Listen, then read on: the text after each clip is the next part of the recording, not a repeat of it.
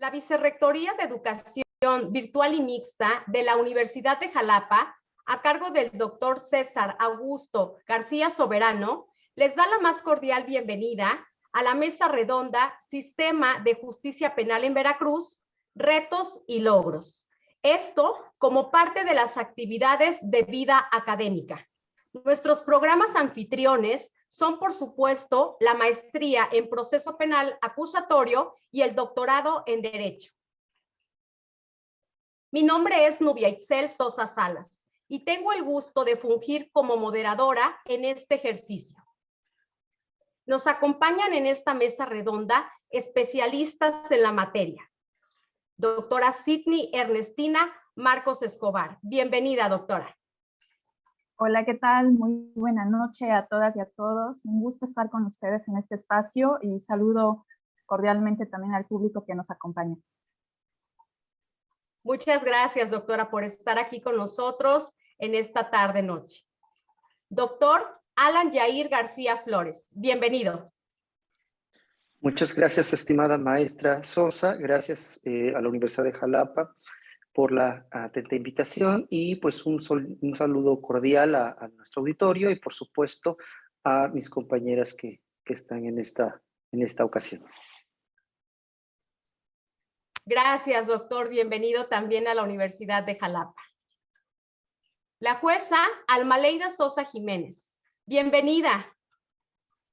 Muchas gracias, maestra. Agradezco infinitamente la invitación de la Casa de Estudios de la Universidad de Jalapa, que me ha pues honrado con esta invitación. Agradezco también a la participación de los demás integrantes de esta mesa redonda, en donde sin duda llegaremos a conclusiones y a puntos de acuerdo muy interesantes. También saludo al auditorio que en este momento nos está acompañando. Muchas gracias por la invitación de nueva cuenta. Muchísimas gracias por estar aquí también acompañándonos. A todos ustedes sabemos que cuentan con una agenda pues muy importante, pero de verdad que nos da muchísimo gusto que puedan acompañarnos y participar en esta tarde. A continuación, haré una semblanza de nuestras invitadas e invitado. Voy a comenzar con la doctora Marcos Escobar. Ella es licenciada y maestra en Derecho por la Facultad de Derecho de la Universidad Veracruzana, especialista en Derecho Constitucional por la Universidad de Salamanca, España, especialista en Razonamiento Probatorio por la Universidad de Girona, España, doctora en Derecho Procesal con mención honorífica por el Centro Mexicano de Estudios de Posgrado, integrante de la Red de Investigación de Filosofía del Derecho de la Cátedra de Cultura Jurídica de la Universidad de Girona, España. Cuenta con diversos diplomados y cursos nacionales e internacionales en el área de formación disciplinar, entre ellos cursos impartidos por el Tribunal Electoral del Poder Judicial de la Federación, como el taller Juzgar con Perspectiva de Género y el curso de Interpretación y Argumentación Jurídica. Curso Nuevos Dilemas del Constitucionalismo Comparado, impartido por la Facultad de Derecho de la Universidad Externado de Colombia. Curso Metodología de la Comparación Jurídica, Modelos de Justicia Constitucional Supranacional, Electoral y Ambiental, del Centro de Estudios sobre América Latina. Taller Internacional en Técnicas de Litigio Penal, impartido por el Centro de Estudios Sociojurídicos Latinoamericanos, Bogotá, Colombia. Curso en Derecho Penal Empresarial, organizado por Ontiveros Consulting y CEDPAL. Nuevo Sistema de Justicia Penal Acusatorio en México desde la perspectiva constitucional y en materia de amparo, por el Instituto de la Judicatura Federal, Suprema Corte de Justicia de la Nación, México, entre otros. Ha sido profesora del área de Derecho Penal y Constitucional de la Facultad de Derecho de la Universidad Veracruzana, académica invitada de universidades privadas de México a nivel posgrado, autora de obras colectivas y artículos especializados en materia penal, seguridad social y derechos humanos en proyectos de investigación del CONACYT, México. El doctor García Flores es licenciado en Derecho, maestro en Derecho Penal y doctor en Derecho por la Universidad de Jalapa, graduado con mención honorífica y mérito académico.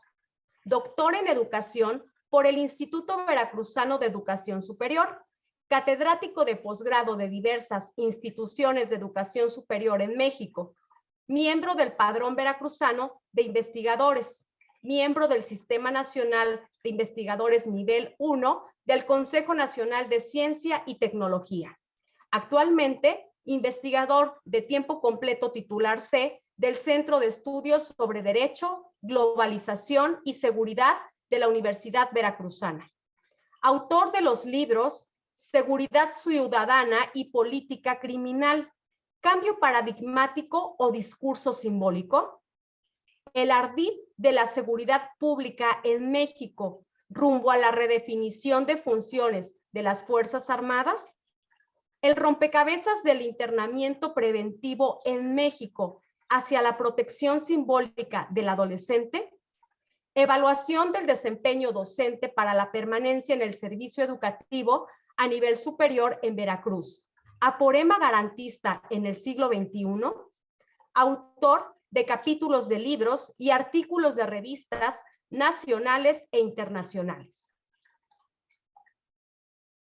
La jueza Sosa Jiménez es licenciada en Derecho por la Universidad Veracruzana, con titulación automática por promedio y reconocida como alumna distinguida. Maestra en Psicología Jurídica y Criminología por el Instituto Universitario Puebla, con titulación automática por promedio. Cuenta con 18 años de experiencia laboral en el ámbito penal, fungiendo como auxiliar administrativo, secretaria de acuerdos y consejera en la entonces Comisión Jurisdiccional de Menores Infractores del Estado de Veracruz, Cito Banderilla, Veracruz.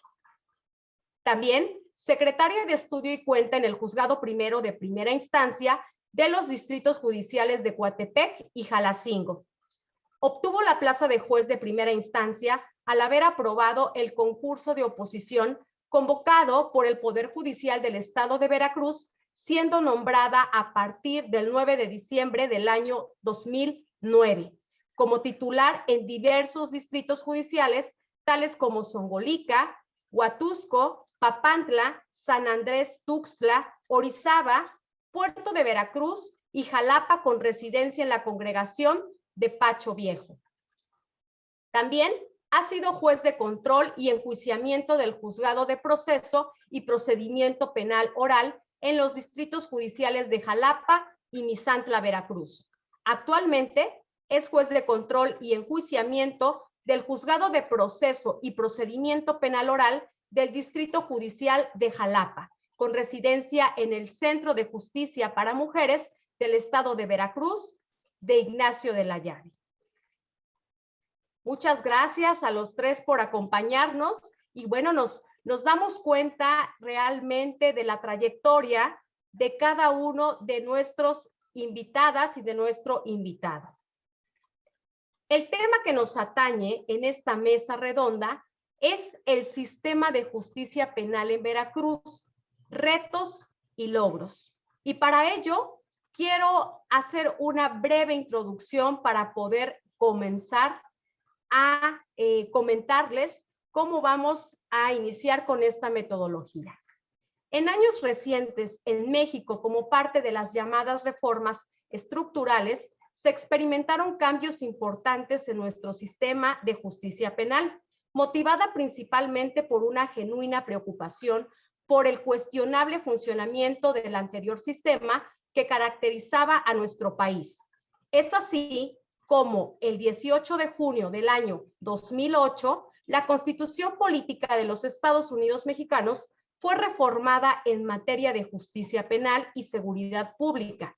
Este nuevo sistema de justicia se denominó Sistema de Justicia Penal Acusatorio y Oral y estableció una vacatio legis de 8 años para su completa implementación en todo el territorio nacional. Dicha reforma constitucional abarcó los artículos 16, 17, 18, 19, 20 21, 22, 73 fracciones 21 y 23, 115 fracción séptima y 123 apartado B fracción octava de la Carta Magna. Se transitó de un sistema penal mixto de corte inquisitorio a uno acusatorio adversarial y con la oralidad como elemento distintivo, buscando dotar el sistema de justicia penal mexicano de mayor transparencia, la ampliación de los derechos fundamentales y sus garantías hacia la víctima u ofendido y la persona imputada. Posteriormente, el 4 de marzo del año 2014, se promulgó el Código Nacional de Procedimientos Penales, lo que conllevó a un esquema normativo y regulación única a nivel nacional en materia penal. Es decir, que con dicha codificación procesal se permitió una sola forma de procesar penalmente, lo que genera certidumbre y certeza jurídica para los intervinientes en el proceso penal en todo México. Este nuevo sistema de justicia penal tiene como principios rectores los de publicidad, contradicción, concentración, inmediación, igualdad ante la ley, igualdad entre las partes, juicio previo y debido proceso, presunción de inocencia y la prohibición de doble enjuiciamiento.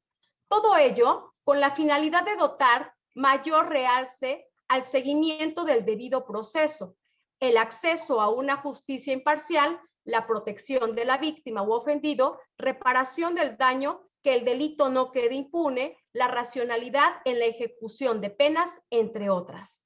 Dadas las circunstancias que presenta nuestro país en la actualidad, es importante aportar ideas que abonen a la consolidación del sistema de justicia penal actual, aún en contra de diversas opiniones manifestadas desde el inicio de su implementación, que pugnan por una regresión al sistema de justicia penal anterior. Por todo ello, resulta de la mayor relevancia analizar los retos que enfrenta la consolidación del sistema de justicia penal acusatorio y oral en Veracruz, así como los obstáculos que se perciben en su operación las partes que en él intervienen. La agenda que se discutirá consta de 3 ejes, para lo cual en cada uno de ellos nuestras invitadas e invitado darán sus argumentos y puntos de vista hasta por 5 minutos, para posteriormente una servidora relatar los acuerdos o recomendaciones que se realicen. Comenzamos. El eje número 1, los operadores de investigación en el sistema penal acusatorio, consolidación de buenas o malas prácticas en la investigación de hechos delictivos. Quiero comenzar, por favor, con la participación de la doctora Sidney. Adelante, por favor. Muchísimas gracias por este contexto, ¿no? Para comenzar el debate de las ideas. Y justamente una de las cuestiones por las que quise proponer este subtema para esta mesa es porque me parece desde la operación del propio sistema penal acusatorio que es justamente en la etapa de investigación y en las funciones que realizan los operadores de investigación policial, pericial y ministerial, que empieza a construirse justamente la historia de cualquier procedimiento penal. Dicho eso, bueno, pues quisiera partir de algunos presupuestos relativos a la investigación de hechos delictivos por parte de estos 3 operadores. Primero, presupuestos formales, que a mi consideración consisten en que la investigación de los hechos delictivos en un sistema penal debe realizarse de forma articulada a partir de estos tipos de investigación que realizan estos 3 operadores de investigación. Una investigación jurídica, una investigación técnica y una investigación científica y forense. Que a partir de esto, bueno, pues se ha considerado doctrinariamente lo que conocemos como la llamada trilogía de investigación. Aunado a esto, considerar además que el desarrollo, desde luego, de las técnicas y metodologías científicas y forenses para la investigación de hechos delictivos pues es constante, cambiante y actual. Entonces, bueno, pues pugnar por el hecho de que este tipo de investigación debe adecuarse justamente a los desarrollos científicos y forenses que vaya teniendo cada una de las ciencias forenses de las cuales se auxilie el procedimiento penal, propiamente los operadores de investigación pericial. Presupuestos de tipo sustantivo, que también quiero destacar, son el hecho, me parece, de que hay un fenómeno delictivo en el país que ha ido en incremento, que se ha permitido justamente mantener índices de violencia a la alza inclusive, configurándose entre otros tipos penales de mayor impacto, ¿no? Hechos delictivos que configuran de cierta manera tipos penales como homicidio, lesiones, feminicidio, otros delitos contra la vida y la integridad personal y otro tipo de esta naturaleza de tipos penales que, por ejemplo, encontramos referenciados en los índices del Sistema Nacional de Seguridad Pública. También en esta categoría de presupuestos sustantivos, ¿no? Pues que hay un presupuesto de la investigación científica como aquella que es crucial para la obtención de la mejor y mayor calidad y cantidad de elementos probatorios respectivamente y que puedan llegar a generar justamente una investigación integral de los hechos delictivos que se estén suscitando en un territorio en particular. Hablemos o pongamos ya la latitud veracruzana. Y un tercer supuesto sustantivo que me parece podría apuntar hacia que los citados delitos no son los únicos en realidad, hay que aclararlo, en los cuales se tendría que optar por aplicar conocimiento científico, por realizar una investigación científica y forense, pero sí que representan una, me parece, evidente necesidad de aplicar este tipo de conocimientos, pues para también realizar en su momento una acusación suficiente, pertinente y completa que permita el esclarecimiento de los hechos en el proceso judicial. En la tercera categoría, bueno, pues encontrar presupuestos institucionales, que aquí no quisiera dejar pasar el hecho de la mesa de análisis, se llama justamente retos y logros, y a mí me ha parecido importante el fenómeno que se dio en el país justo cuando desaparece el órgano implementador en el país, CETEC, ¿no? En su momento, en el 2016, aunado a el contexto de muchas voces que en experiencias comparadas de los sistemas acusatorios latinoamericanos apuntaban que esta era una mala estrategia, ¿no? Porque impedía o porque obstaculizaba la continuidad de lo que era la implementación del sistema. La implementación tanto de prácticas institucionales como de la continuidad de las cadenas institucionales justamente del procedimiento penal. Hacer también patente que esta desaparición del órgano implementador dio pauta para empezar a hablar de la llamada consolidación del sistema. Luego me referiré a esta transición, pero me gustaría además dejar sentado acá que esto generó cierta simetría institucional o asimetría institucional, justamente porque no hubo un momento de amalgama o continuidad de las operaciones de cada uno de estos operadores, particularmente de investigación a los que me estoy refiriendo. Y luego, bueno, pues el problema que identifico en este contexto va desde luego en este surgimiento claro de la adopción de lo que podríamos llamar buenas prácticas en las labores de investigación de los hechos, pero también, ¿por qué no decirlo?, de algunas malas prácticas que han sido obtenidas, ¿no?, trasladadas del sistema inquisitivo mixto anterior a el sistema acusatorio y que se están dejando ver aún a más de 14 ya años de la implementación o de la reforma constitucional que dio lugar a este sistema penal acusatorio en México. Quisiera dejar hasta ahí la primera parte de los puntos, ¿no?, sobre los cuales continuaré la línea de idea. Muchas gracias. Adelante, doctor Alan Yair, por favor, con este eje. Muchas gracias, estimada maestra, y reitero mi agradecimiento a la Universidad de Jalapa por la gentil invitación a participar en esta mesa. Bien, es importante considerar que el sistema penal acusatorio representa en sí mismo para los diversos operadores del sistema de justicia, jueces, fiscales, peritos, policías, defensores, en sí mismo una gran oportunidad para desenvolver su actividad forense. En un modelo de justicia criminal que en perspectiva pues se estima de mayor calidad, transparente, garantista y humano. En el caso particular de la policía, bueno, pues se tiene la oportunidad precisamente, un reto, ¿no? De resaltar en muchos sentidos las atribuciones, las capacidades y sobre todo su labor. En este caso, me parece importante señalar que bajo en este sistema de justicia, se reconoce a la policía investigadora como sujeto del procedimiento penal. Sin embargo, es importante señalar que carece de calidad de parte.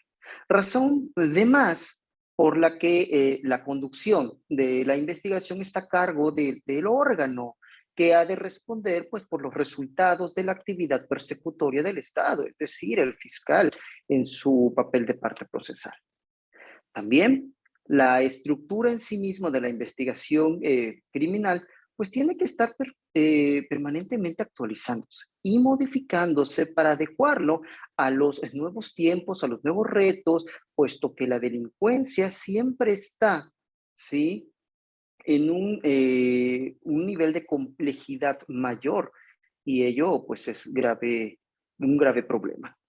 Ahora bien, la investigación policial resulta en sí mismo un primer filtro para iniciar este proceso respecto de aquellas causas que el fiscal pudiese considerar procedente acusar, aunque el procedimiento preparatorio pues, resulta en sí mismo acelerado. El fiscal que actúa después de una investigación policial cuenta en sí con un informe técnico policial y pues con este informe se va a solicitar precisamente la prueba hasta conformar la teoría del caso que permita de inicio la orden de aprehensión del imputado, la imputación formal, la vinculación a proceso, medidas cautelares, etc. En esta tesitura es importante señalar que el combate a la delincuencia y en sí mismo en la fase de investigación, si no llega a haber un trabajo coordinado, ¿sí? El amalgamiento que mencionaba la doctora Escobar, pues resulta crítico que el esfuerzo perdure. En sí mismo, bueno, tomando en cuenta que el control jurídico de los actos de investigación policíaca lo conduce desde el principio el fiscal, por lo que digámoslo así, simplemente no puede ni debe avalar el trabajo de la policía si previamente pues, no lo evalúa para integrar debidamente una carpeta. Considero importante señalar que pues en la Constitución Política de los Estados Unidos Mexicanos, pues se otorga, digámoslo así, esta nueva visión, ¿sí?, de impartir instrucciones necesarias a los policías por parte del fiscal, pues desde su llegada a la escena del crimen hasta la culminación satisfactoria de la etapa de investigación. Es importante también señalar que el informe policíaco será entonces solo un documento de orientación para que el fiscal pues actúe, ¿sí? Ahora bien, es importante además señalar que estamos frente a un nuevo paradigma procesal penal que es bienvenido, por supuesto, claro, pero también, ¿sí?, que al paso del tiempo requiere una forzosa capacitación, pero sobre todo una pasión, ¿sí?, de los operadores por adoptarlo, por hacerlo propio, porque de no hacerlo, bueno, estamos destinados a seguir cometiendo los errores que se manifestaron en un sistema inquisitivo y que han estado documentando muy puntualmente los medios de comunicación. Es por ello que el primer punto a seguir, el primer paso a dar, es precisamente esa asimilación de los compromisos que lleva un sistema garantista. Muchas gracias. Gracias a usted, doctor Alan Yair. Es ahora el momento de escuchar a la jueza Alma Leida. Adelante, por favor. Muchas gracias. De nueva cuenta manifiesto a ustedes y a todo el auditorio el agradecimiento por esta invitación a participar en esta mesa redonda. Y atendiendo a los puntos que fueron previamente establecidos por la doctora Sidney en el sentido de la función tripartita que efectivamente se debe de desarrollar en la investigación, está tomada en cuenta como parte, como una de las partes del procedimiento en términos del 211 del Código Nacional de Procedimientos Penales. Efectivamente, la función tripartita que se realiza por parte del Ministerio Público, la Policía Ministerial, que no es la misma a la que pudiéramos referirnos como preventiva y que es la que realiza las detenciones y quien tiene que analizar esa legalidad en las detenciones es el Ministerio Público, y la función que realizan los peritos para efecto de armar esa función tripartita de la investigación. Efectivamente, ¿cuáles son esos retos y logros que se pueden determinar en este sistema acusatorio?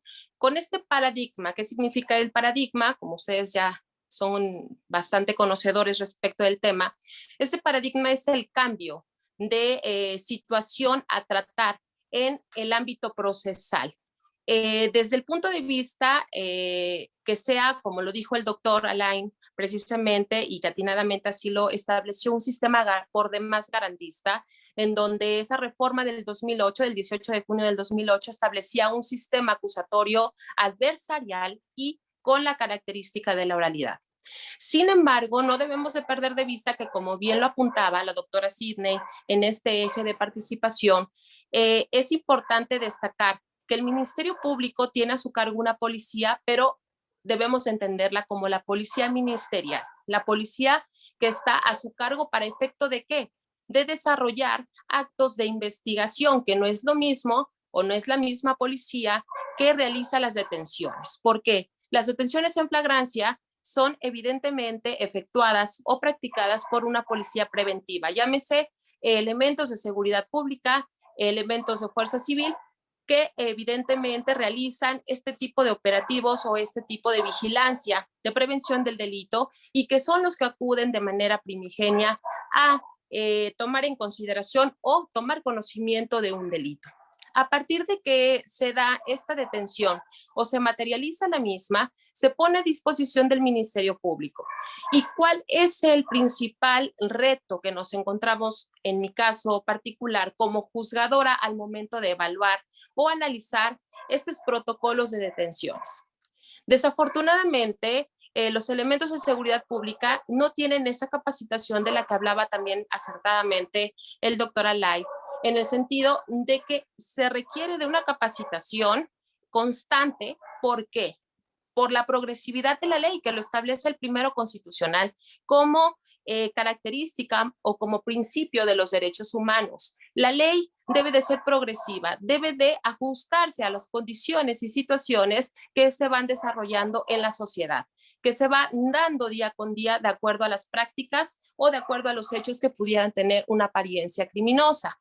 Ahora bien, esta actualización o esta capacitación efectivamente es necesaria para evitar que la base toral de la investigación, que precisamente es la puesta a disposición para el caso de aquellos hechos delictivos con apariencia criminosa o hechos constitutivos de delito, como ahora se le denomina de acuerdo al sistema acusatorio adversarial, debemos de analizar si esa actuación policíaca estuvo acorde a los derechos humanos. Desde ahí, precisamente, al ser el informe policial homologado o IPH, la base toral de esa investigación que va a surtir el efecto idóneo para obtener una acusación y obtener una sentencia condenatoria para el Ministerio Público o el fiscal, debemos de partir de que es importante sentar esas bases del sistema y que sea eficaz. ¿Por qué? Porque si desde el momento mismo en que se da una detención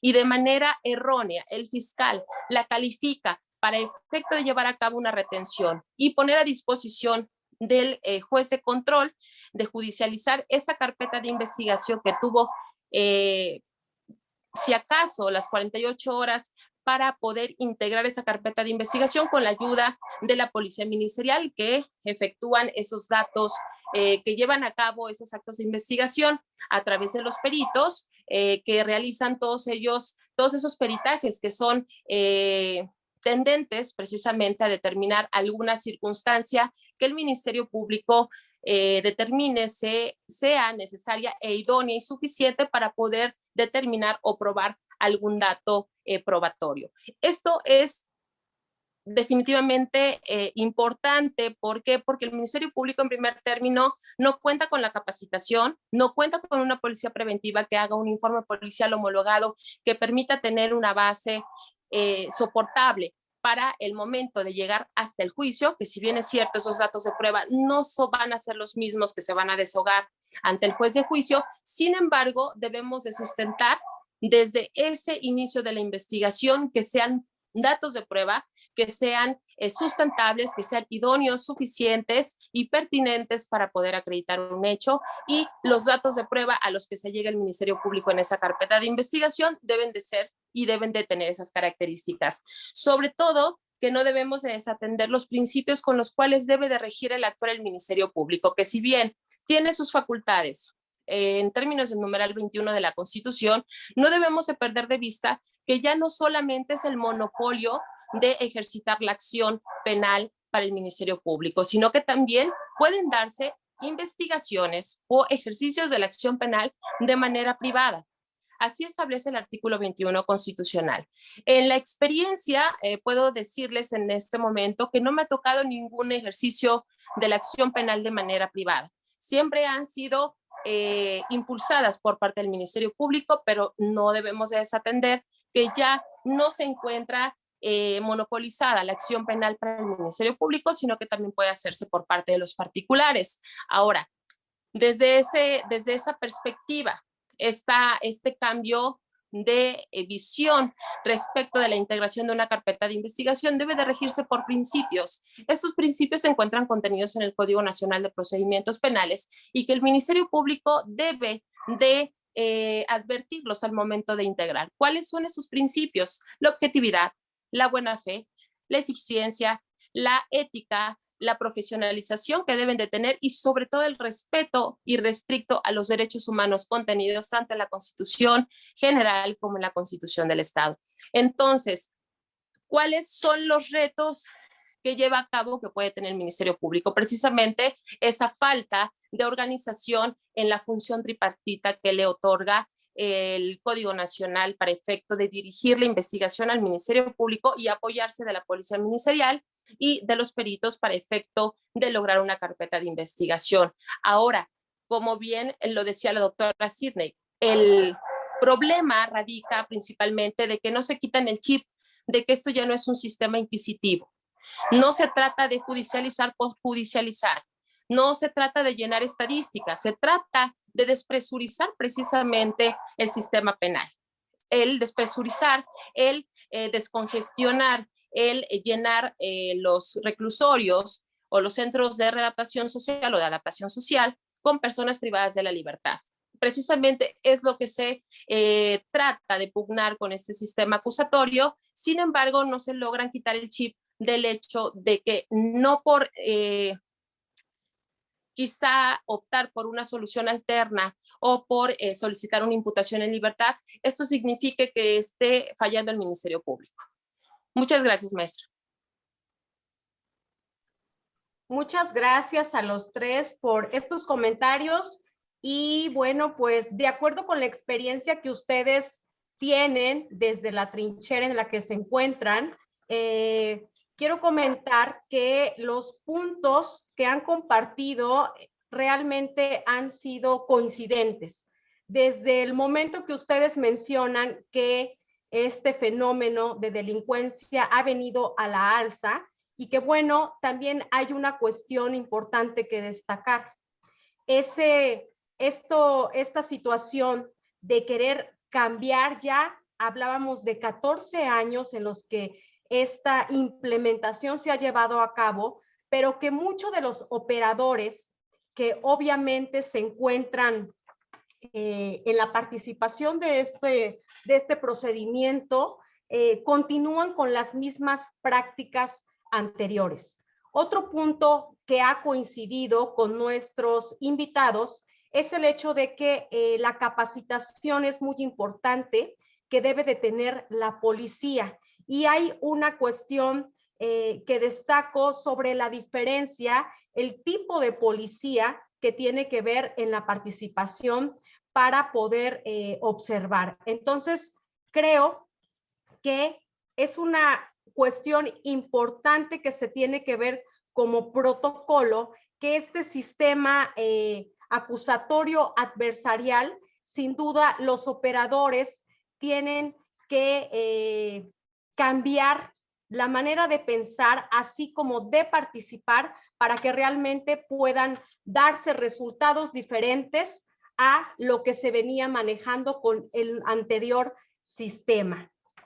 Bueno, damos por terminado este primer eje en el que sin duda nuestros participantes han sido coincidentes en las participaciones.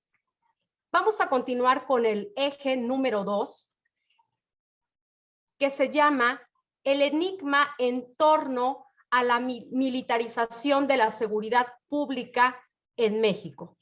Para lo cual voy a pedirle al doctor Alan Yair que comience con este eje sus argumentos.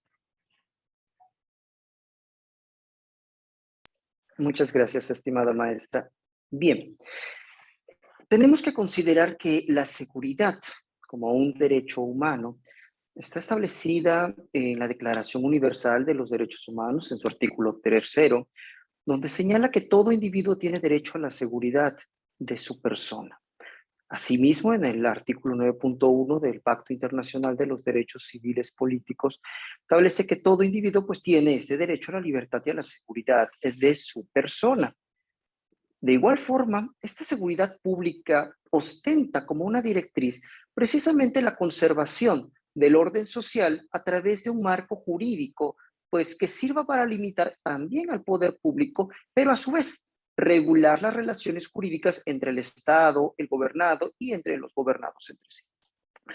Incluso la Corte Interamericana de Derechos Humanos ha señalado que atender sin miramientos el funcionamiento armónico y normal de las instituciones sobre la base de un sistema coherente y de principios resultaría catastrófico. De este sentido, debemos recordar precisamente que este proceso de militarización de la seguridad pública data de años atrás y ponemos como un punto de partida, por ejemplo, en 1996, en donde, bueno, el general Salgado fue designado precisamente como secretario de Seguridad Pública.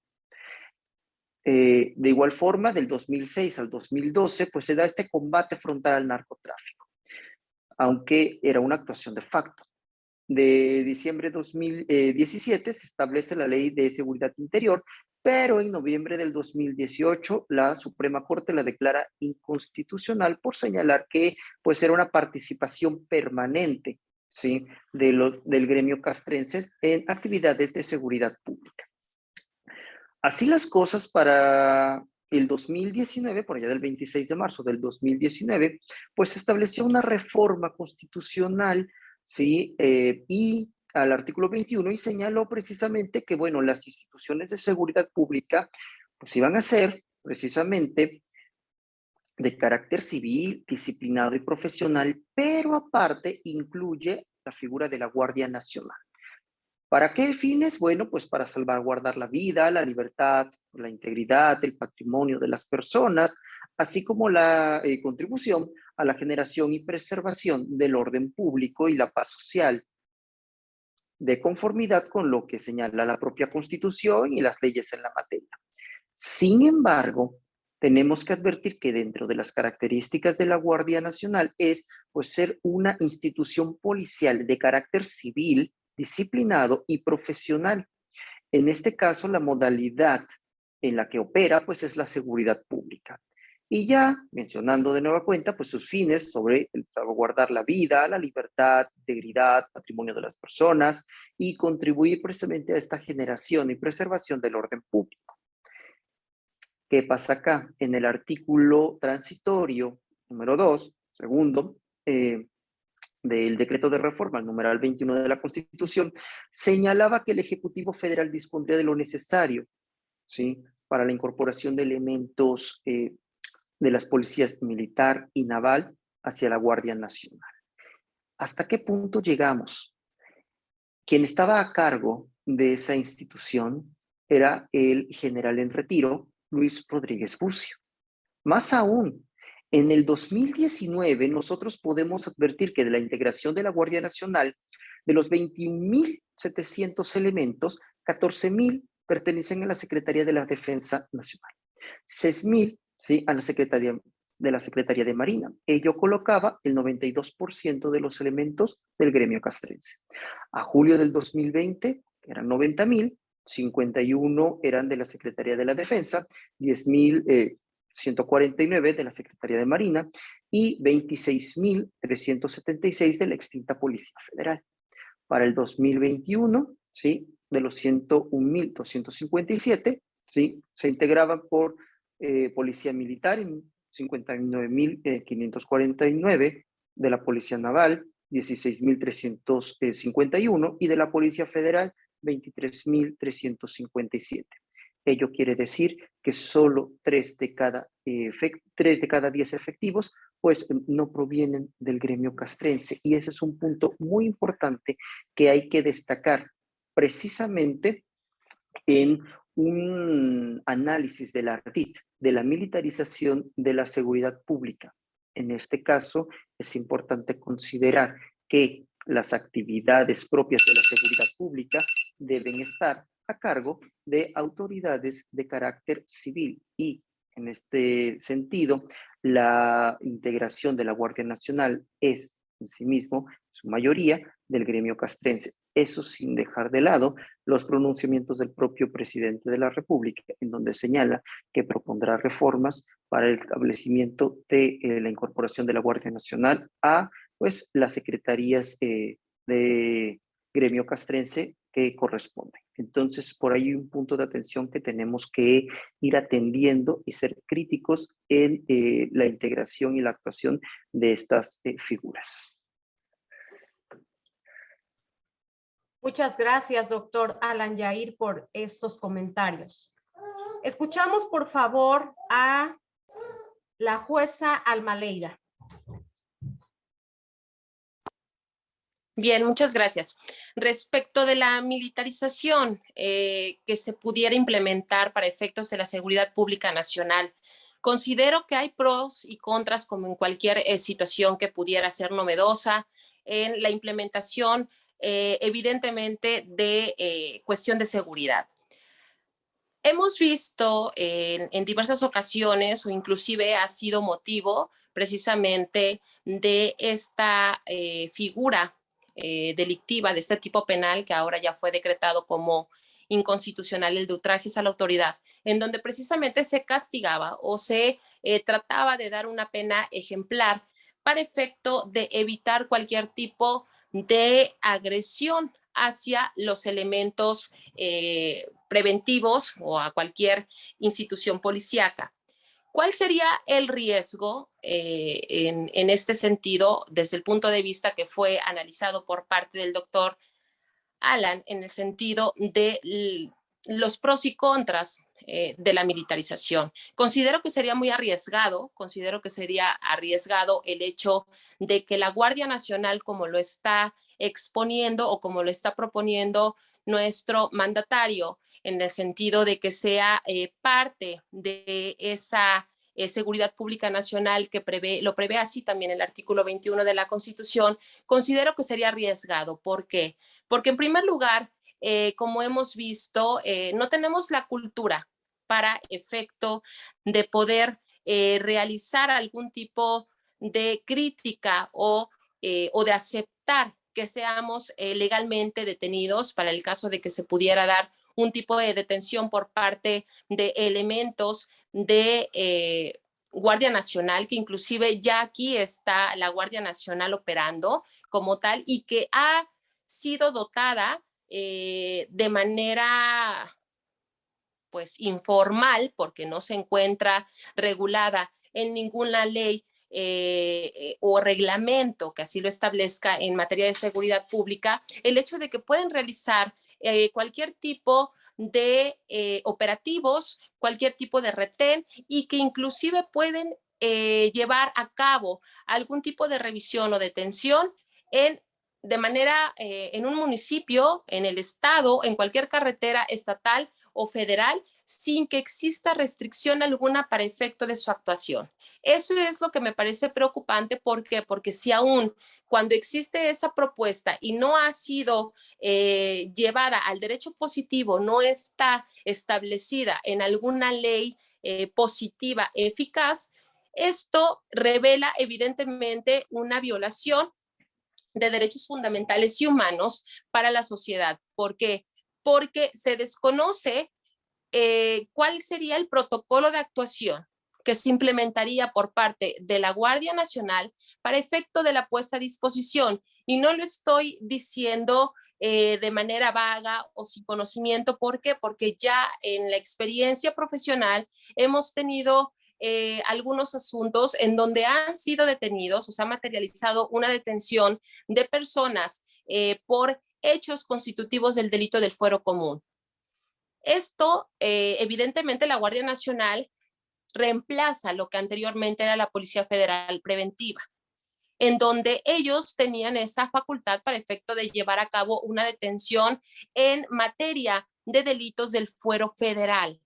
Ahora, ¿cuál es esa línea? ¿Cuál es ese límite que se debe de tener de mínima intervención, porque así lo han establecido los tratados internacionales en materia de derecho penal y obviamente en cuestiones de seguridad pública nacional, que evidentemente se desarrolla o se da en un marco sistematizado en donde se les permite actuar, pero hasta dónde tiene permitida la Guardia Nacional ejecutar esas actuaciones para efectos de la seguridad pública nacional? Insisto, ya está operando, ya están llevando a cabo detenciones, ya están implementando retenes, los cuales evidentemente son completamente arbitrarios y no se encuentran sustentados en términos de los artículos 16 constitucional y 11, en donde tenemos la libertad de tránsito como ciudadanos. Sin embargo, al momento de que ves una patrulla o un retén de Guardia Nacional, evidentemente es forzado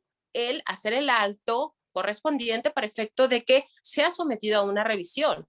Estos evidentemente son carentes de cualquier tipo de fundamentación, motivación y mucho menos existe una orden por escrito de autoridad competente. Insisto, para aterrizar mi idea, si es que ya redundé en situaciones que a lo mejor no eran el eje del subtema propuesto por el doctor.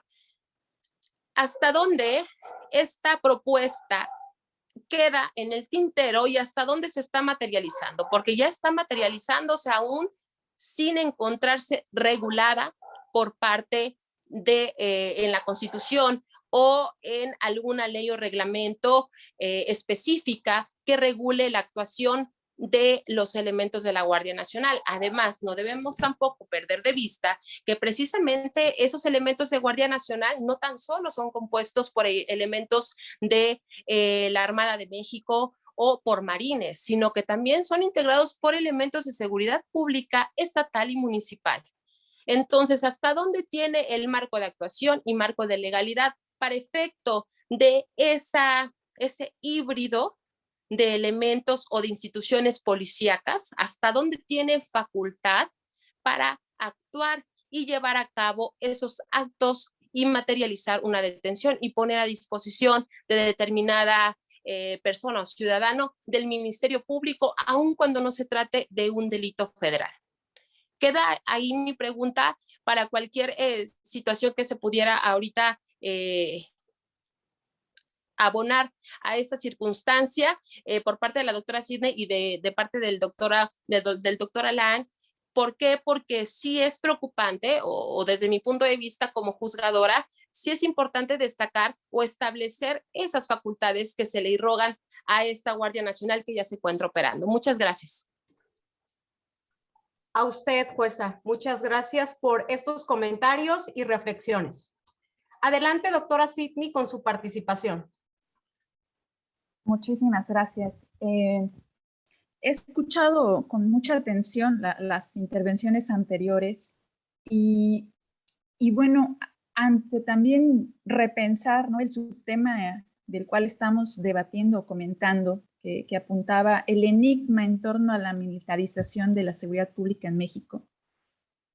A mí, en lo personal, se los comparto, no me parecería propiamente como un enigma, sino más bien un escenario muy evidente que tenemos en México, que se presenta además con singular presencia en el estado de Veracruz por diversos componentes y factores de la presencia justamente de grupos de militares. Hemos hablado hasta este momento, ¿no?, con estos temas sobre la composición que tiene la Guardia Nacional, y coincido ahí plenamente con las intervenciones del doctor Alan Yair, ¿no?, en el sentido de que pese a que la propia ley de Guardia Nacional habla justamente de que se trata de una institución de seguridad pública de carácter civil, bueno, pues en esencia, ¿no?, y esto incluso ha sido observación de organismos internacionales de derechos humanos, en esencia tiene una estructura militarizada, realiza funciones propiamente de carácter castrense, y a mí incluso me llama muchísimo la atención cómo cada vez más hay presencia justamente de esta institución en actividades preponderantes de el país, ¿no?, no solamente en materia de seguridad pública, sino con una tendencia a ir cubriendo espacios que estaban destinados incluso a temas de la administración pública federal. En particular, me gustaría apuntar en este sentido que justamente la reforma de 2019 que el doctor Alan Yair también refirió muy puntualmente, ¿no?, la de marzo, la reforma constitucional en materia de Guardia Nacional, que da lugar justamente a estas 4 posteriores leyes secundarias marco, y dentro de una de las que se encuentran, que para mí es de suma importancia, que es la ley del Registro Nacional de Detenciones, y aquí vinculando con los comentarios que hacía la jueza Alma Leida, es evidente también cómo entran a realizar justamente estas detenciones y a realizar funciones de primer respondiente, que era un tema que salía en el subtema anterior, entran a realizar actividades de primer respondiente y justamente apartándose incluso de los propios protocolos, el propio protocolo nacional de primer respondiente, el protocolo nacional de cadena de custodia, que son esenciales para conservar no solamente los elementos probatorios que surgen en el hecho delictivo, sino para el tratamiento de las personas detenidas en esos hechos delictivos.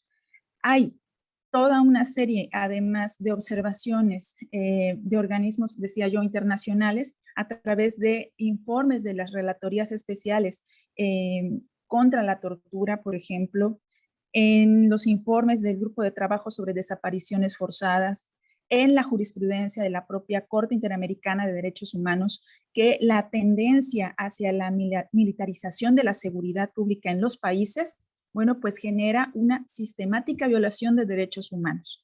Y para eso tenemos además ya una experiencia mexicana, ¿no?, a través del caso Alvarado Espinosa y otros contra México, en donde se hizo muy patente pues el hecho de que esta cobertura o asunción de la función de la seguridad pública por corporaciones militares, bueno, pues había ocasionado desapariciones forzadas, tortura y la generación de tratos crueles, inhumanos o degradantes contra las personas que sufrían esas detenciones también extrajudiciales o ilegales. Podríamos pensar, bueno, la institución Guardia Nacional propiamente tiene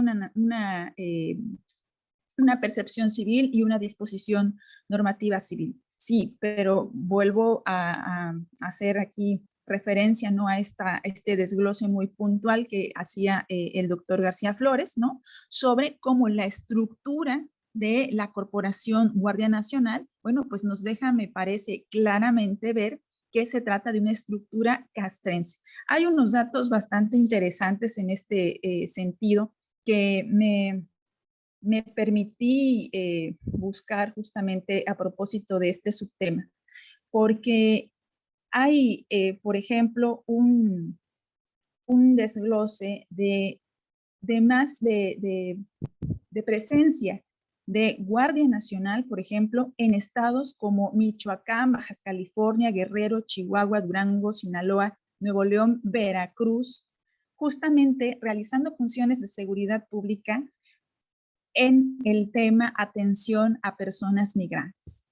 Y este me parece que es además un tema muy, muy sensible, muy que ha dado también lugar a una serie de violaciones a derechos humanos de las personas en tránsito por el país en estos procesos de migración. Y hemos también, me parece, como sociedad sido testigos, ¿no?, de toda esta serie de violencias, de uso exagerado, exacerbado de la fuerza, justamente porque, bueno, insisto, no obstante la institución civil, hay una conformación de la corporación de tipo castrense. A mí, además, aunado a todo esto, me preocuparía en demasía el discurso político y la tendencia hacia también, hacia dónde va queriéndose configurar la institución, ¿no?, de colocarla en su momento bajo la estructura de la Sedena y, bueno, hacer, me parece palpable, evidente, el hecho de que se trataría por sí misma una corporación militar o un brazo del ala militar en el país.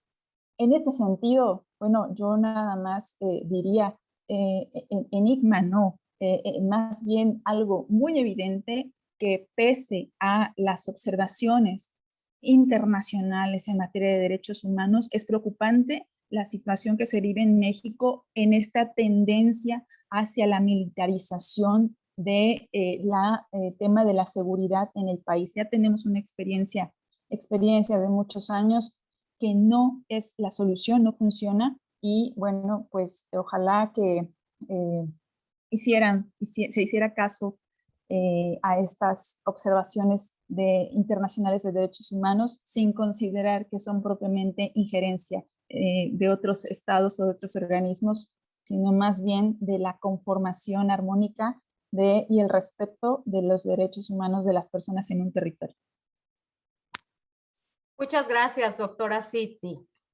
Bueno, pues con respecto a este eje podemos concluir específicamente lo que se pone sobre la mesa sobre el enigma en torno a la militarización de la seguridad pública en México.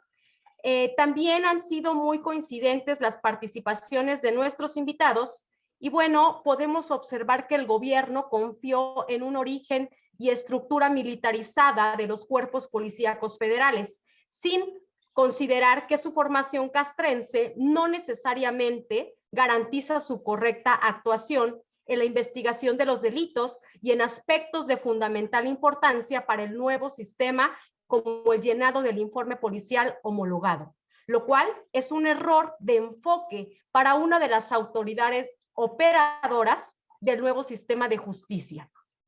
Lo que hace, de acuerdo con lo que ustedes nos han comentado, más difícil la cimentación adecuada de los casos puestos en conocimiento de las autoridades jurisdiccionales. También en todos los casos han ustedes comentado y hecho insistente esta parte de violación de derechos humanos, la cual sin duda con la actuación de la Guardia Nacional se está llevando a cabo. es momento de comenzar con nuestro tercer y último eje de nuestra agenda, el cual denominamos eficacia de la solución de medidas alternas para la solución de conflictos y terminación anticipada del proceso, para lo cual voy a pedir a la jueza Alma Leiga que comience, por favor, a compartirnos sus argumentos y puntos de vista. Muchas gracias, maestra.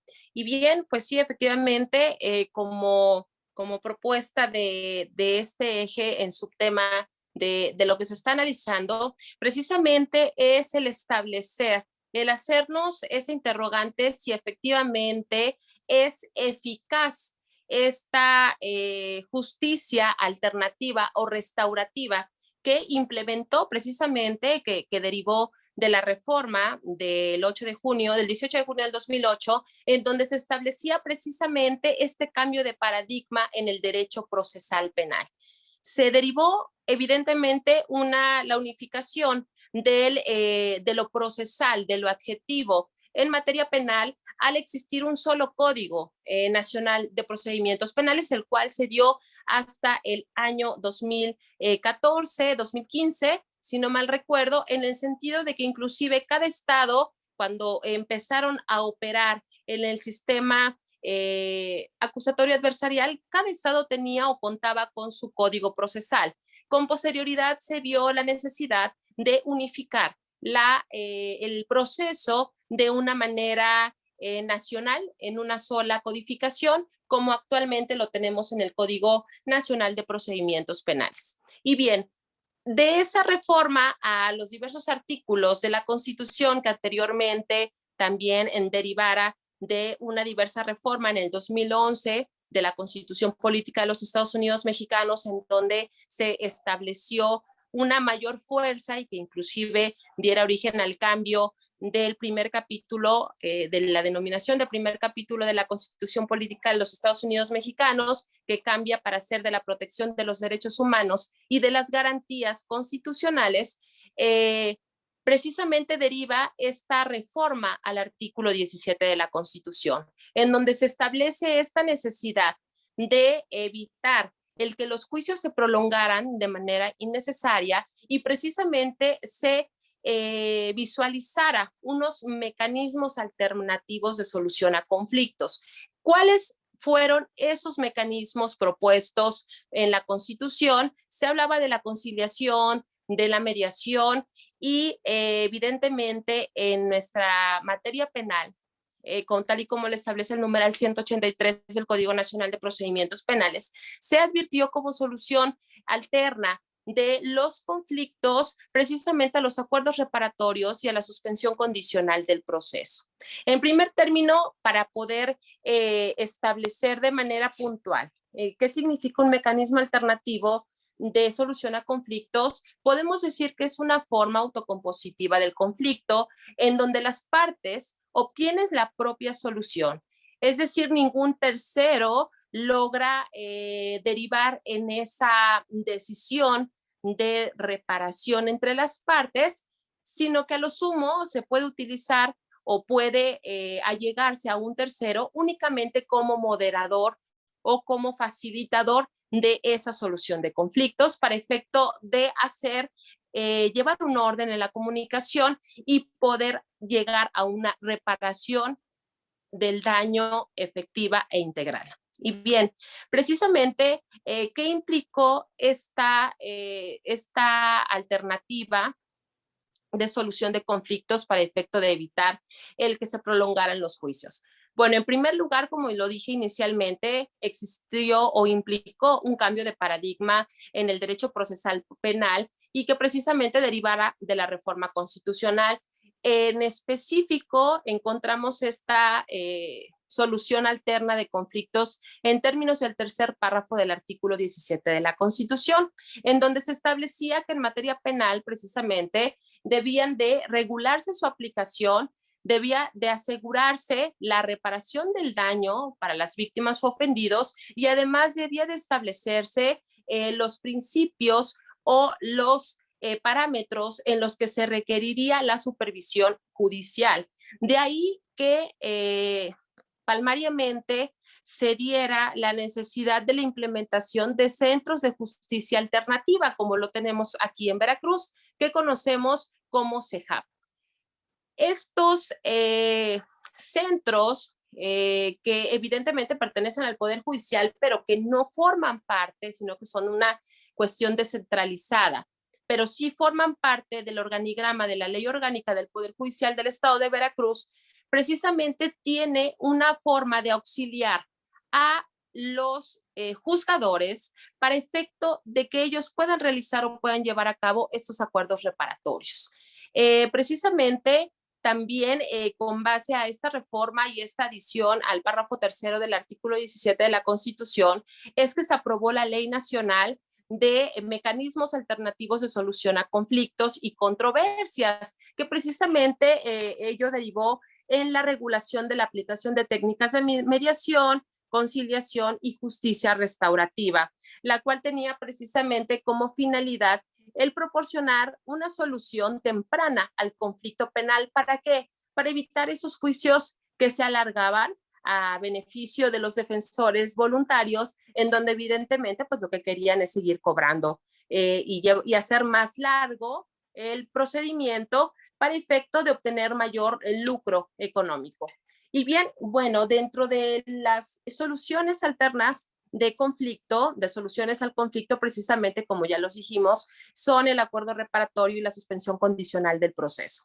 Aquí viene la pregunta que de manera primigenia se hizo al proponer el subtema en este eje temático, en el sentido de la eficacia de de esa solución alterna de conflictos. Desde mi punto de vista, sí es eficaz, porque establecen los requisitos y condiciones que deben de tomarse en consideración por parte del juzgador, y además que precisamente la figura del juez de control es el que establece el párrafo tercero del artículo primero de la Constitución, que dice que todas las autoridades, desde las bases de sus competencias y desde sus trincheras, deben de salvaguardar, respetar, proteger los derechos humanos de cualquiera de las partes que asisten ante su potestad. Entonces, precisamente el que se regule o el que se apruebe, que pase por supervisión judicial, esta solución alterna de conflictos, me parece una decisión adecuada. ¿Por qué? Porque se debe de vigilar la proporcionalidad. Es decir, se debe de advertir y se debe de anticipar por parte del juzgador que las partes acuden o llevaron a cabo ese acuerdo reparatorio que se está analizando y que será aprobado si es que cuenta con los requisitos necesarios para ello, se debe de advertir además de que hayan comparecido de manera libre y que no existan vicios del consentimiento, es decir, que hayan suscrito ese acuerdo reparatorio sin que haya mediado ningún tipo de coacción, amenaza o cualquier situación de otra índole que pudiera viciar el consentimiento. Desde este punto de vista, podemos establecer que para efecto de que el acuerdo reparatorio pueda tener o pueda proceder, precisamente debe de existir o deben de aprobarse únicamente en aquellos delitos que son perseguibles por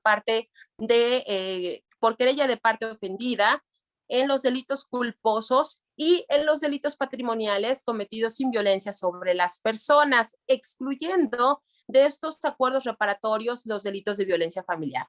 Sin embargo, no debemos de perder de vista que ya la Corte se ha pronunciado en el sentido de que debe de beneficiarse a la solución de conflictos por encima de cualquier formulismo o formalismo que pudiera darse por parte de la codificación procesal o bien del criterio de los juzgadores.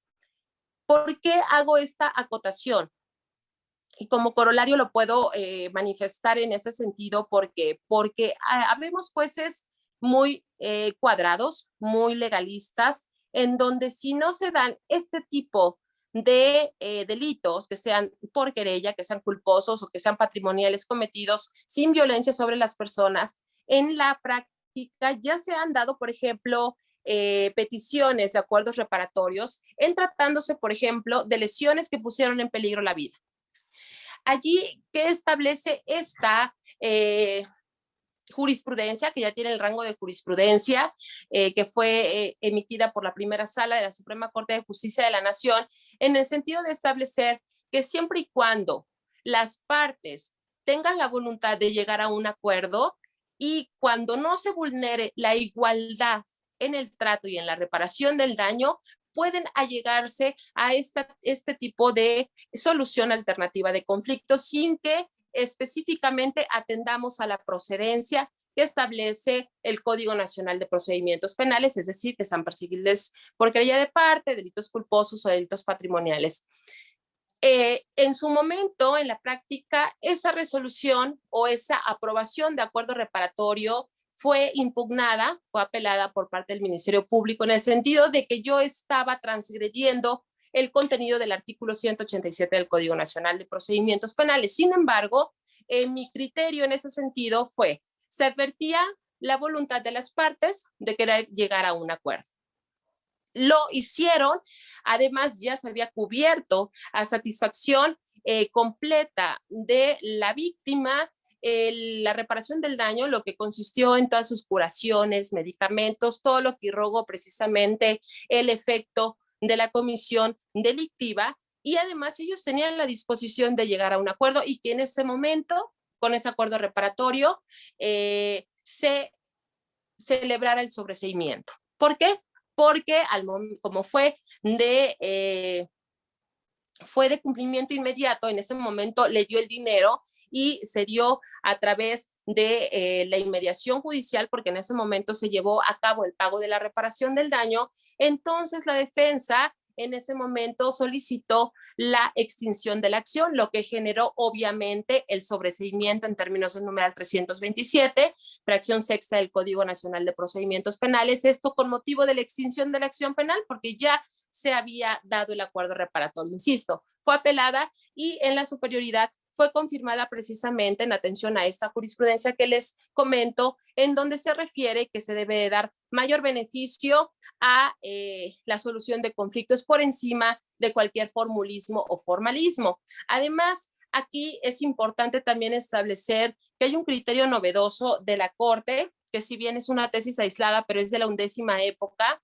que fue de febrero de este año, en donde dicen que en tratándose de acuerdos reparatorios no se pueden reservar ninguna acción futura. Eso es lo que anteriormente se consideraba como consecuencia jurídica del acuerdo reparatorio. Sin embargo, esta tesis de la primera sala establece que no es impedimento en la celebración del acuerdo reparatorio el hecho de que las víctimas u ofendidos, en aras de obtener una reparación del daño moral, puedan acudir ante las instancias civiles para efecto de solicitar la reparación del daño, esto en aras de la responsabilidad civil objetiva o subjetiva que pudiera generarse, en este caso en específico el asunto que traen a colación en estudio la primera sala fue un delito culposo en donde se dio la privación de la vida, es decir, un homicidio culposo.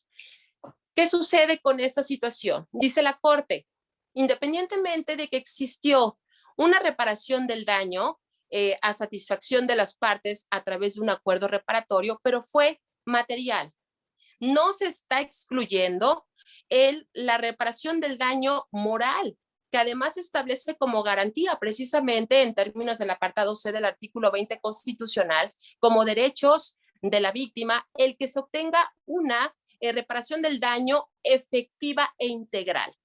¿Qué significa? Que además de la material, pueden ellos solicitar en la vía civil correspondiente una reparación del daño moral y esto no es óbice el que se haya celebrado un acuerdo reparatorio o el que no se hayan reservado o el que se hayan reservado de viva voz en la audiencia respectiva de aprobación de acuerdo reparatorio, es decir, no me reservo acción alguna. Eso no es impedimento, no es óbice para efecto de que lo puedan solicitar con posterioridad. ¿Qué trae como consecuencia el que se lleve a cabo este cumplimiento de acuerdo reparatorio, pues evidentemente en la terminación del procedimiento a través de la extinción penal que da origen a un sobreseimiento, ya sea total o parcial, dependiendo de que existan más investigados en el proceso penal pendientes de ser sujetos a procedimiento. Ahora, la suspensión condicional del proceso debe de darse también, y al igual que el acuerdo reparatorio, debe de darse antes de que se dé el auto de apertura a juicio. Sin embargo, también en aras de la jurisprudencia a la que he hecho referencia desde el inicio de mi intervención, en donde se debe de privilegiar el mayor beneficio a la solución de conflictos de manera alterna por encima de formulismos o formalismos, es que inclusive hemos tenido que, en mi carácter de jueza de juicio, porque llevamos a cabo esa función indistinta cuando no se conoce en la etapa de control y no se ha conocido en ningún tipo de actuación de lo que irroga la actuación de los jueces de control, nosotros actuamos como jueces de juicio. En una situación en específico se llegó a dar que al momento de que aperturamos la audiencia de juicio, en términos del numeral 396 del Código Nacional de Procedimientos Penales, en ese momento las partes, ante cualquier situación que se pudiera dar en la audiencia respectiva, dijeron que se otorgaban el perdón. Eran unas lesiones, eran lesiones mutuas. Sin embargo, por cuestiones ajenas a la defensa y al Ministerio Público, el juez de control al momento de la apertura de la audiencia intermedia decidió que no era procedente el que en ese momento se otorgaran el perdón.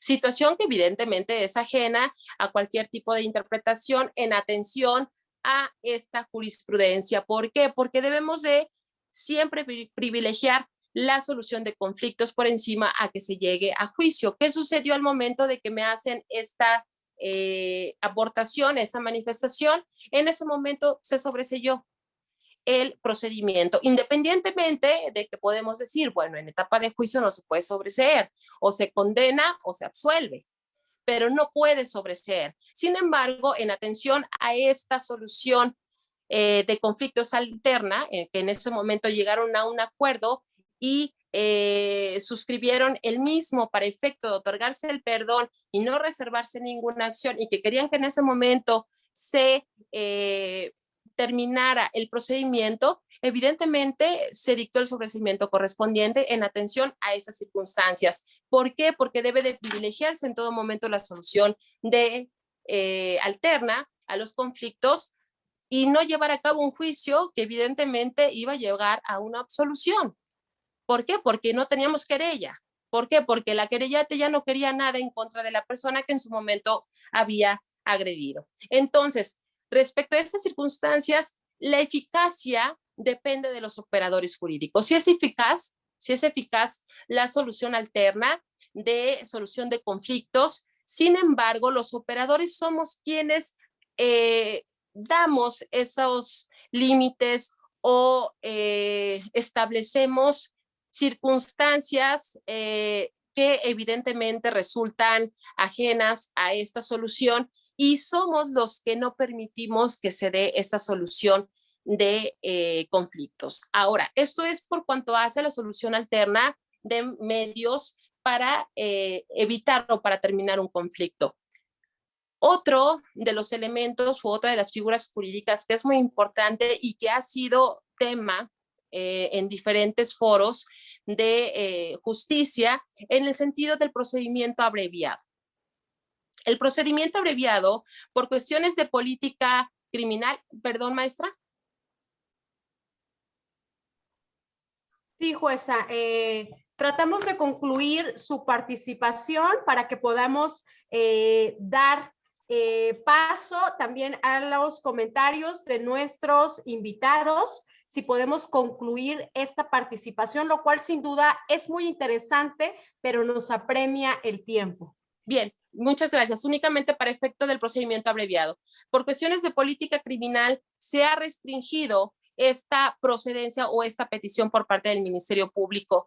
Entonces, aquí lo único que se quedaría para efecto de la discusión es la eficacia de la solución de medios alternos, que desde mi punto de vista es eficaz pero no se hace, la eficacia depende de los operadores jurídicos y son los que interponen barreras para efecto de que se lleve a cabo los mismos. Muchas gracias. Muchísimas gracias a usted. La verdad es que nos ha servido muchísimo estas reflexiones que nos ha compartido, pero quisiera dar el uso de la voz de manera breve al doctor Alan Yair para que posteriormente pueda atender un compromiso académico que también tiene en puerta. Adelante, doctor Alan Yair. Gracias, estimada maestra. Y en este sentido, me parece muy puntual la intervención de la jueza y en efecto coincido con su perspectiva. En este sentido, es importante señalar lo siguiente. En el sistema procesal penal moderno, como el que se pretende establecer en México, al menos en una visión de discurso, pues digámoslo así, en los procesos penales se debe de considerar la solución alterna y las formas de terminación anticipada, pues son mecanismos que contribuyen a despresurizar, ¿sí?, el sistema penal y pues con ello lograr a la tan deseada justicia pronta y expedita que contempla la Constitución Política de los Estados Unidos Mexicanos, reservándose precisamente para aquellos asuntos en los que pues de verdad se lacere gravemente a la sociedad. Ahora bien, las soluciones alternas de las formas y de las formas de terminación anticipada pues deben considerarse como instrumentos que permiten lograr la reparación del daño de manera más pronta sin la necesidad de que se sigan todas las etapas del procedimiento hasta que se dicte la sentencia y que ésta, pues, sí mismo quede firme. Yo en un sistema anterior, pues imagínense, podría tardar meses o incluso años.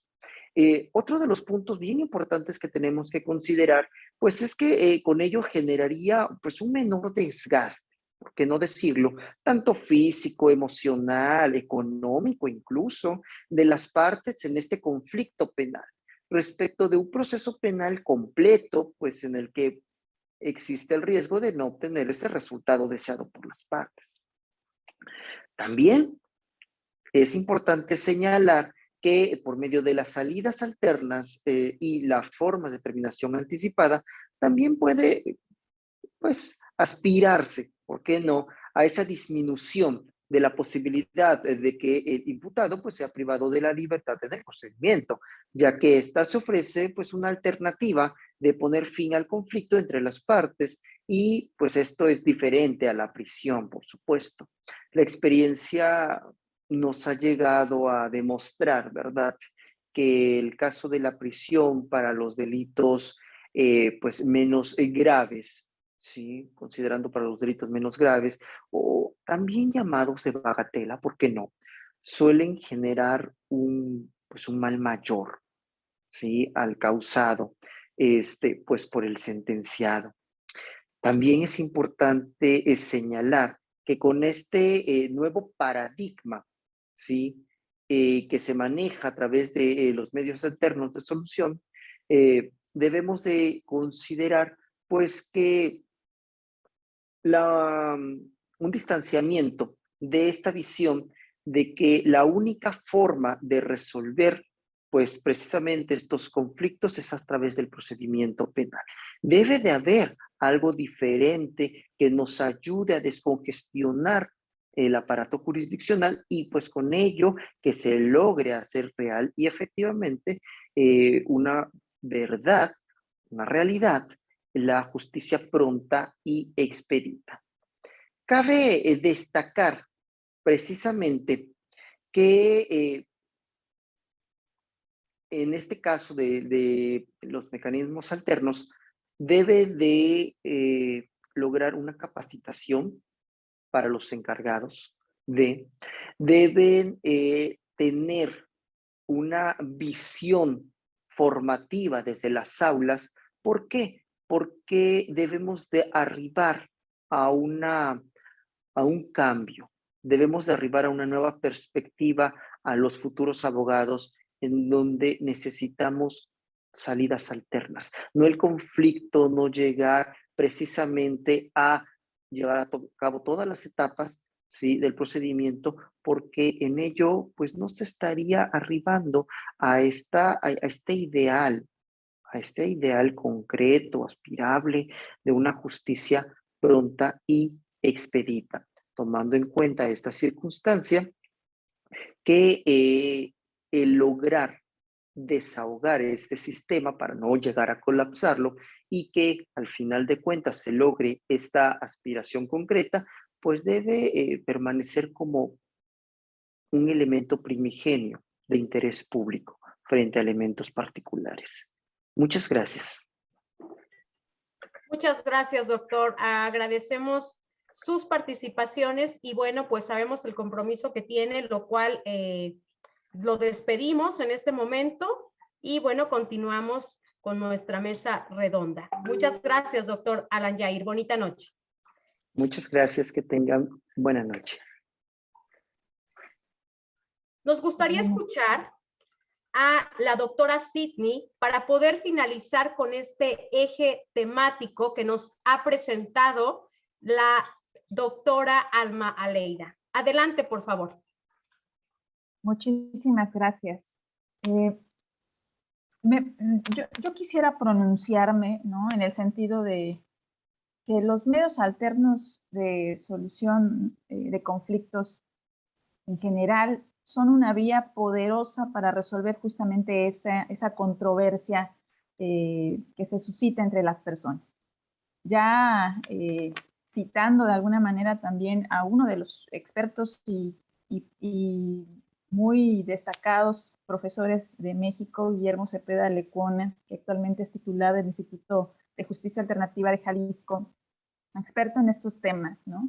Él apunta a que justamente son considerados los más como ese instrumento, ese mecanismo idóneo justamente para resolver de forma sencilla, rápida, efectiva, ¿no?, coincidiendo un tanto con lo que sustentaba la jueza Alma Aleida, y que yo en realidad ahora que la escuchaba, haciendo referencia a esta línea jurisprudencial que se ha iniciado a partir de lo resuelto por la primera sala de la Suprema Corte de Justicia de la Nación, hacía un poco ahora de memoria respecto a lo que hemos tratado en aulas de posgrado, justamente con las personas que están en la maestría en Derecho Penal y Sistema Penal Acusatorio. Cuando veíamos en la etapa intermedia justamente esta disposición del 188 del Código Nacional respecto a la procedencia de los acuerdos reparatorios en particular, ¿no?, y como un límite para llegar a ellos, pues el antes del dictado del auto de apertura a juicio oral, ¿no?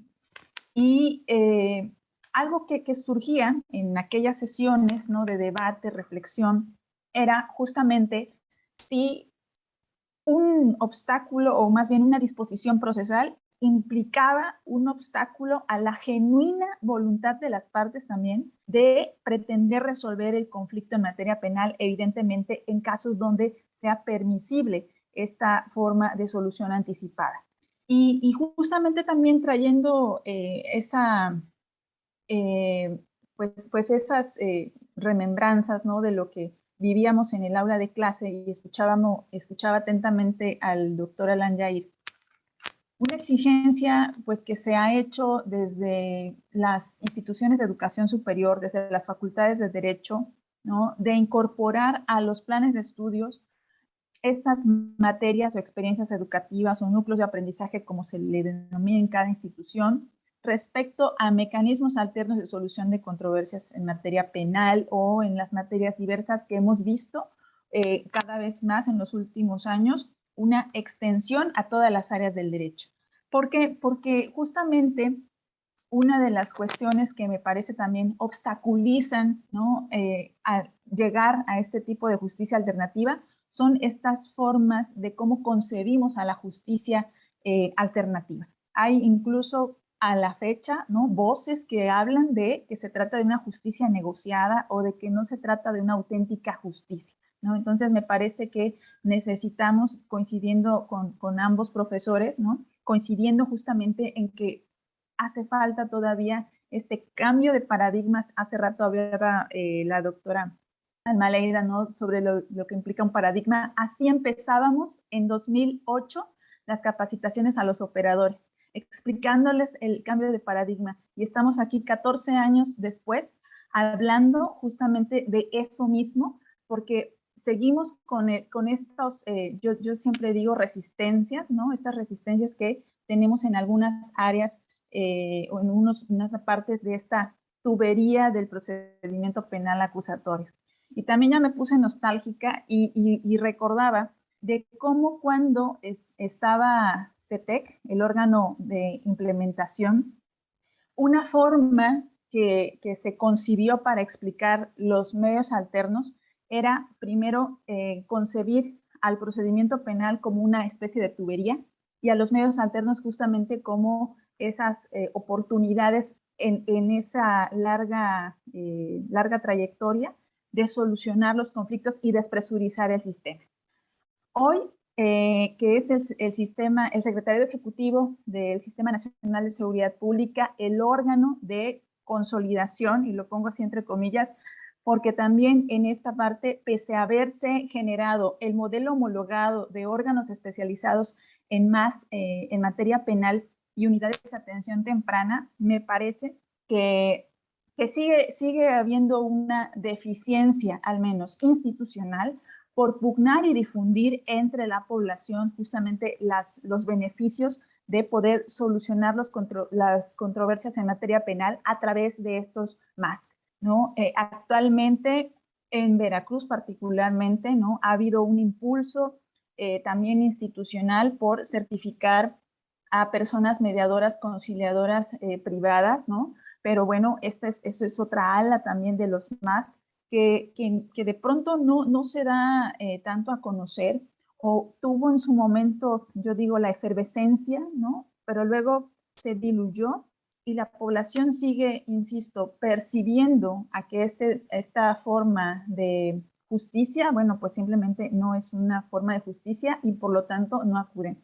Pero también en el tema de los operadores, que tanto abonan, difunden la oportunidad de las partes de solucionar de esta manera las controversias. Entonces, yo ahora que escuchaba a Alma Leida y en su experiencia judicial, dije, no, pues qué maravilla, porque eso que hablábamos allá en un aula de clase virtual, bueno, me quedo muy contenta de saber que hay juezas en Veracruz, ¿no?, que al menos están pugnando por incentivar, por propiciar las soluciones alternas, más allá, como ella lo insistía y como la línea jurisprudencial viene insistiéndolo, más allá de formalismos y formulismos con los que venimos casadas, ¿no?, del sistema anterior. Y hace rato yo decía, estamos como trayendo esas instituciones, esas prácticas, malas prácticas, ¿no?, que teníamos de antaño, y trayéndolos a un sistema que debería,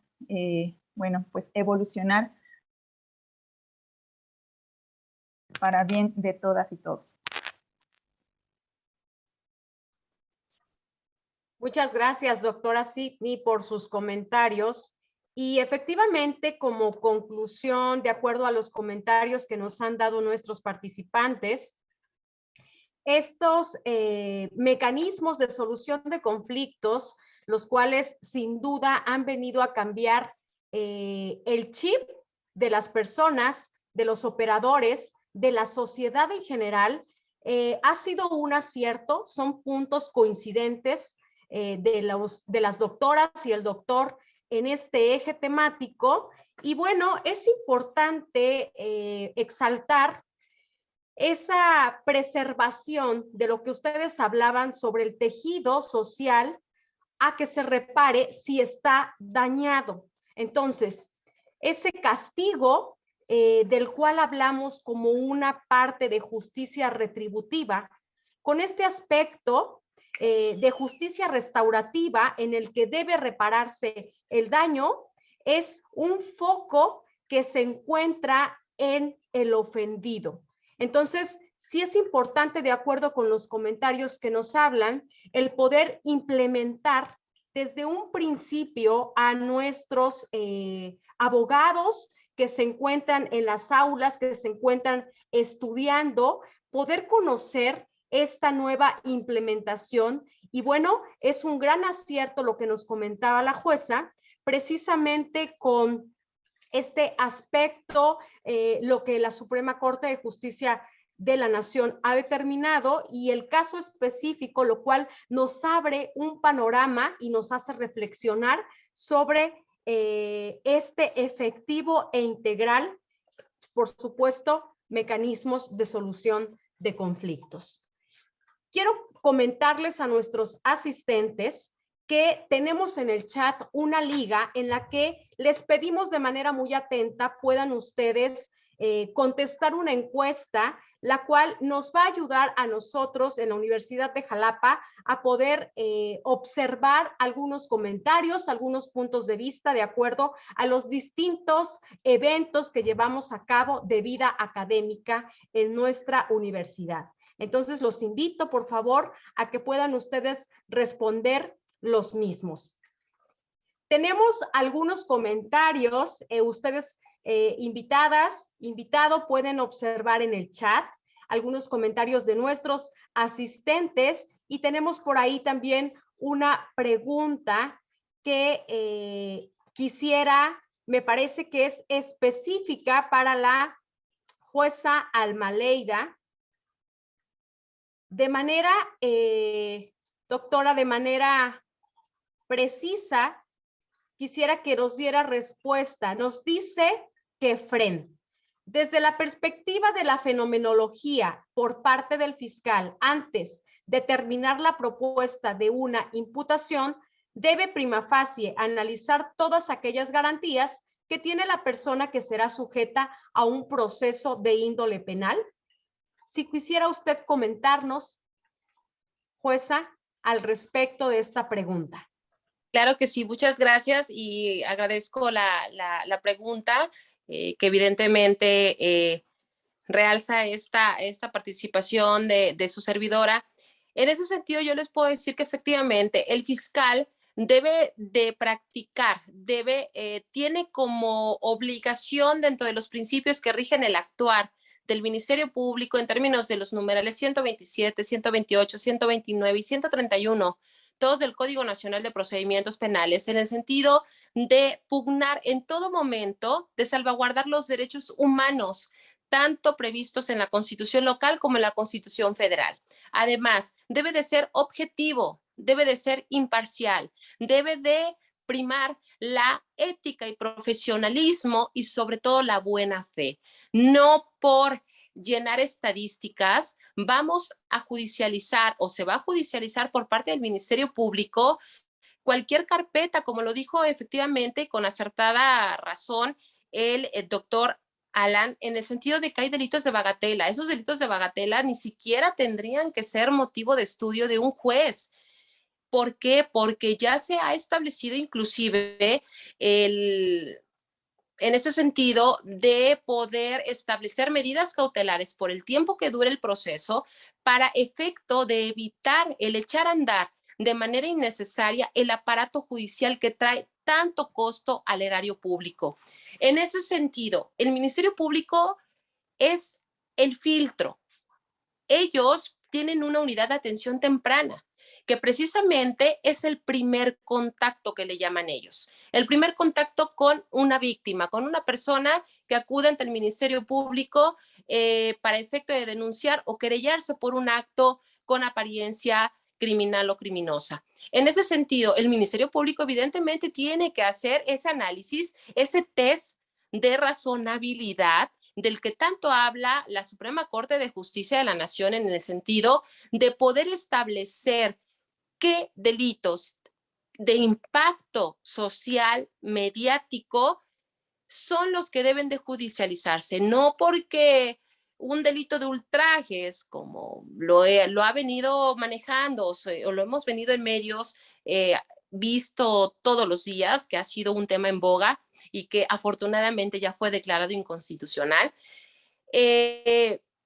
ese tipo de delitos, bueno, pues era el medio de conducción al proceso, desafortunadamente, para luego integrarles una carpeta de investigación por un hecho que ameritaba prisión preventiva oficiosa, porque ya no podemos hablar de delitos graves o delitos no graves. Son delitos que ameritan prisión preventiva oficiosa en términos del segundo párrafo del artículo 19 de la Constitución.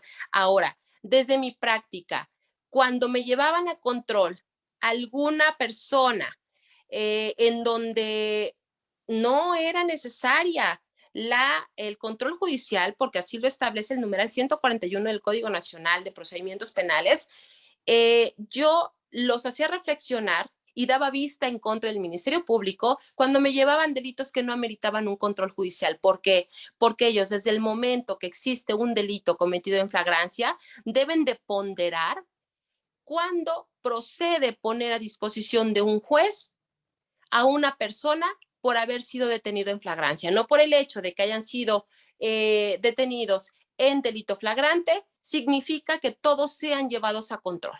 Tienen que hacer ese análisis y tienen que ponderar la objetividad, el profesionalismo, la imparcialidad y sobre todo la buena fe para decidir cuándo sí y cuándo no llevar ante el juez de control para efecto de analizar o llevar la audiencia inicial en los términos previstos por los numerales 307 y demás relativos y aplicables del Código Nacional de Procedimientos Penales. Espero haber haber contestado en el sentido que fue formulada la pregunta.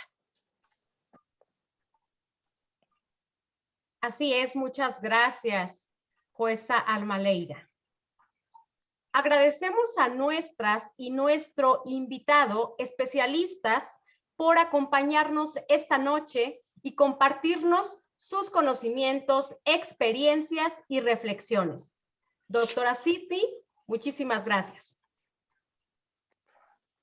Al contrario, muchísimas gracias a ustedes, a la Casa de Estudios, Universidad de Jalapa Digital y a todas las personas organizadoras que hicieron posible este encuentro, a mis compañeras y compañero de la mesa. Un placer compartir este espacio. Muchas gracias, doctora. Doctora Lanyair, muchísimas gracias también por acompañarnos en esta noche. Y bueno, jueza Alma Leyda, muchísimas gracias por su tiempo. Sabemos que sus agendas están completas, pero de verdad agradecemos para que se tomen este tiempo en esta mesa redonda para poder compartir pues toda esta experiencia que sin duda pues han generado conocimiento. Muchísimas gracias a ustedes que nos siguen a través de las distintas plataformas digitales de la Universidad de Jalapa.